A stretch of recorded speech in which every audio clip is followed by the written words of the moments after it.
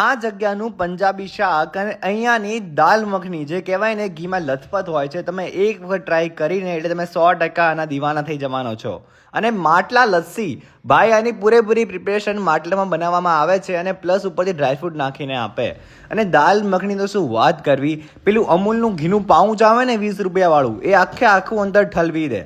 અને માત્ર આટલું જ નહીં, શાકમાં પણ આમની જોડે ઘણા બધા વેરિએશન છે, જેમાં કહેવાય ને પનીર રોલ, પનીર પટિયાલા અને સેવ દૂધ ભાજી, જે કહેવાય ને મારી ફેવરેટ બની ગઈ હતી. અને અહીંયા તમને પ્યોર ઘઉંનો યુઝ કરીને બનેલી તંદૂરી રોટી અને લચ્છા નાન જોવા મળી જવાના છે. અને સોના પર સુહાગાની વાત તો એ છે કે માત્ર 20 રૂપિયાથી આમનું મેનુ ચાલુ થાય છે અને 250 રૂપિયા પર તો પતી જાય છે. અને એમાં પણ જો તમે આ રીલ લઈને ગયા ને તો તમને એક્સ્ટ્રા ડિસ્કાઉન્ટ મળી જશે.